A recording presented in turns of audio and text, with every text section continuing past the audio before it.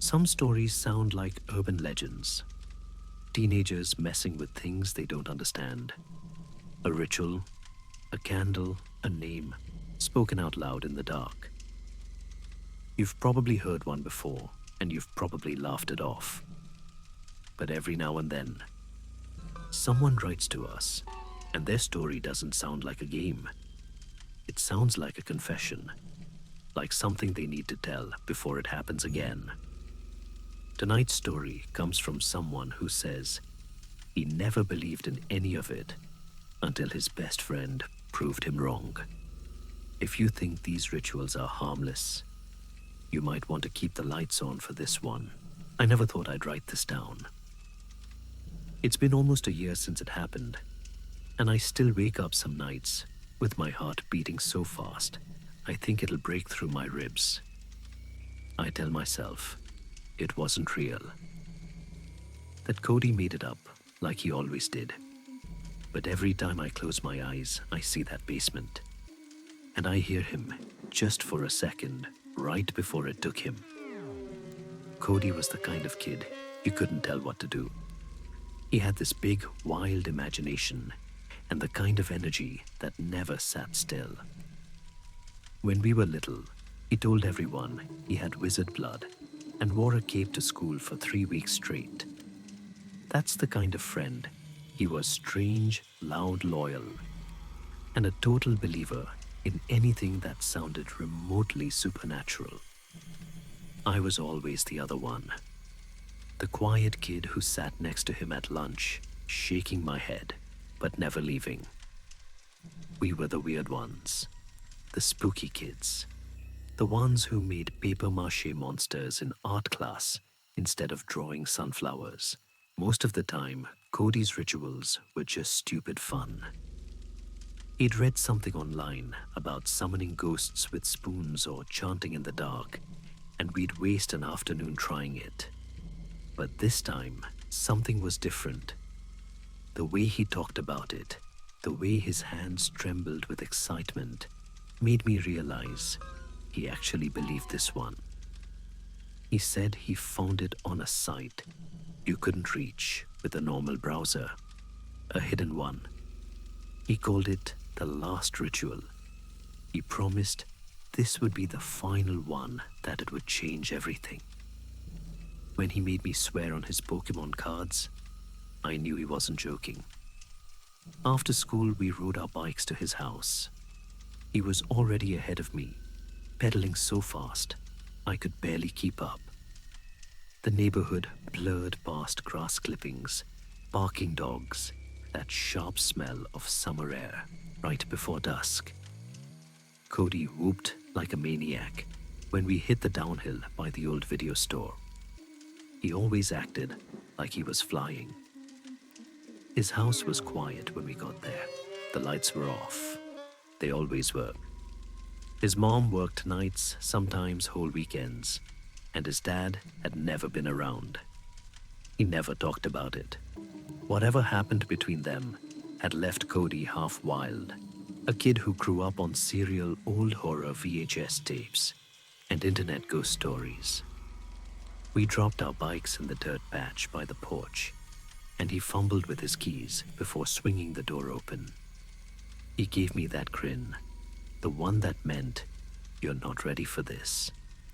And when he led me to the basement, I realized he wasn't kidding this time. The place had changed completely. Candles were arranged in perfect circles around a huge pentagram drawn directly onto the concrete floor. At each point of the star sat a small bowl of salt.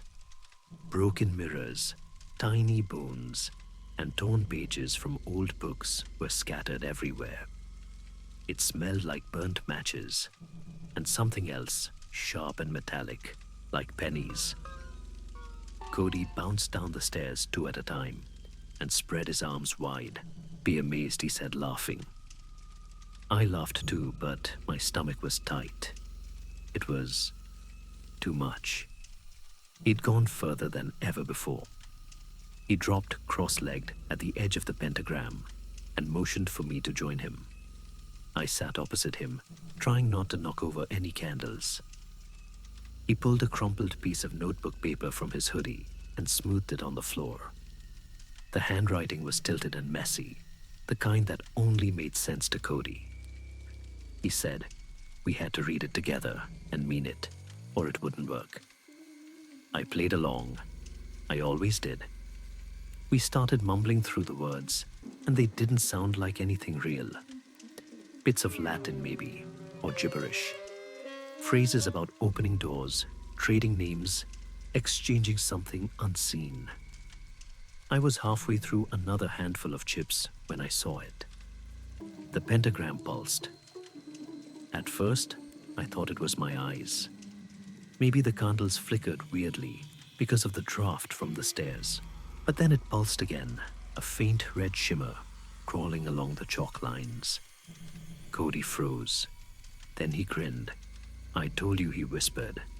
I told you this one's real. The glow deepened. The candle flames bent inward, all pointing toward the center of the circle, as if gravity had shifted. The air pressed in heavy and buzzing. That metallic smell grew stronger, stinging my nose. I could feel it vibrating in my teeth. Cody. I started, but he wasn't listening. He was standing now, pacing around the circle, reading faster. He kept glancing at his paper, mumbling about rules and rewards. He said there was a fail-safe. If anything went wrong, he could stop it. He just didn't tell me how.